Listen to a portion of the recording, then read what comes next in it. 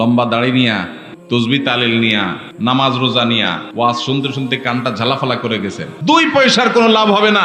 প্রিয় দর্শক, সারা জীবন নামাজ রোজা করে যারা জাহান্নামে যাবে। প্রিয় দর্শক, এই ভিডিওতে আমরা জনপ্রিয় ইসলামিক প্রচারক শাইখ আহমদুল্লাহ হুজুরের বয়ান থেকে সারা জীবন নামাজ রোজা করে যারা জাহান্নামে যাবে সে তত্ত্বগুলো তুলে ধরবো। প্রিয় দর্শক, ভিডিওটি খুবই ইম্পর্টেন্ট, আর বেশি কথা বলে আপনাদের মূল্যবান সময়টুকু নষ্ট করবো না।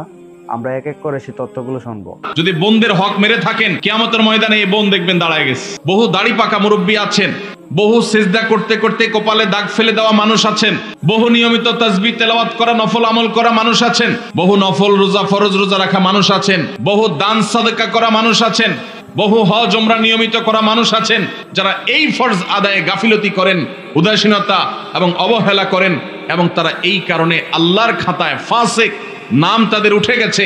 দুনিয়ার মানুষ তাদেরকে হাজী সাহেব বলে, গাজী সাহেব বলে, শেখ সাহেব বলে, মৌলানা সাহেব বলে, মুফতি সাহেব বলে, সভাপতি সাহেব বলে, সেক্রেটারি সাহেব বলে, অথচ এই সাহেব আল্লাহর খাতায় ফাসিক।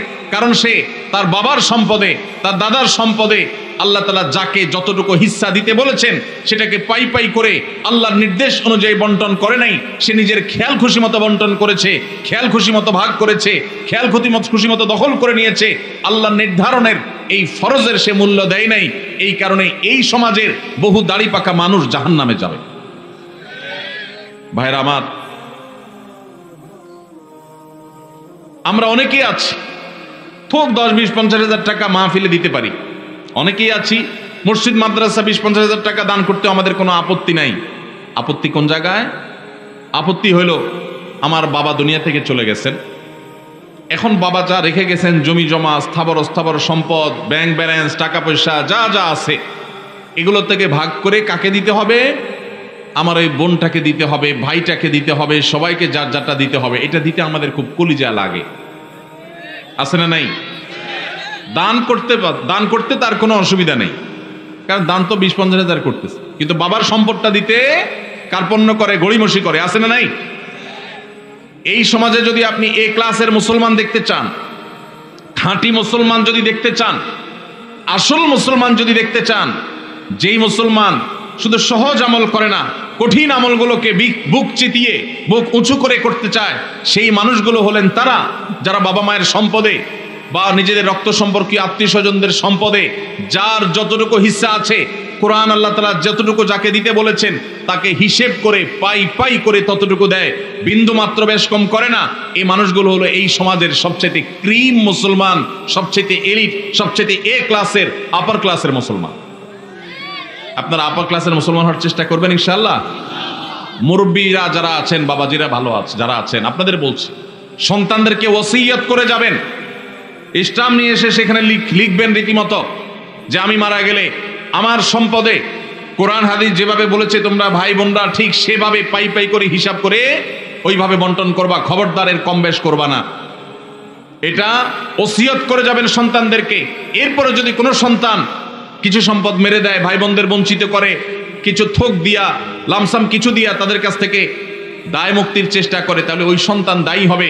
আর আপনি যদি জানেন আপনার মারা যাওয়ার পরে সন্তানরা এরকম সম্পদ নিয়ে তসরুফ করবে, 2 নাম্বারই করবে, আর আপনি চুপচাপ চলে যান, তাদেরকে সতর্ক না করেন, তাহলে আপনিও আল্লাহর কাঠগড়ার আসামি হবেন। আর অনেক মুরব্বীরা আছেন যারা আপনাদের বোনদের সম্পদের হক দেন নাই, বাবার সম্পদ থেকে নিজেরা পাইছেন, বোনদেরকে দেন নাই, বোনদের সাথে চিটারি করছেন। কিভাবে চিটারি বলবো আমি? বাবার মৃত্যুর পর বোনদের দাওয়াত দিচ্ছেন, ভাগনাদেরকে দাওয়াত দিচ্ছেন, দুলাভাইয়ের দাওয়াত দিচ্ছেন, আইনা ধুমসে একটা খাওন দিছে, খাওয়ায়া নতুন নতুন বাজার থেকে শাড়ি টাড়ি আনছেন, আইনা বোনদেরকে শাড়ি, ভাগনাদের কাপড় চোপড়, দুলাভাইয়ের লুঙ্গি, যার জামা চাইছে দিচ্ছেন, ধুমসে খাওয়ায় টাওয়ায় এখন আলাপ উঠাইছেন। আগে খাওন দিয়েছেন পেটে, এরপরে আলাপ উঠাইছেন। কি আলাপ উঠেছেন, দেখো বোন, বাবা তো দুনিয়া থেকে চলে গেলেন, আল্লাহ তারা নিয়ে গেলেন, এখন জমি জমা গর্বিটা বাবার যেগুলো আছে শরীয়ত অনুযায়ী তো তোমাদেরও এখানে ভাগ আছে, কিন্তু বাবা যে সেই অসুস্থ হয়েছে ওই থেকে বাবার সব ট্রিটমেন্ট, ডাক্তার খরচ, এগুলো সব তো আমারই করা লাগছে, তোমাদেরও মানুষ করা লাগছে।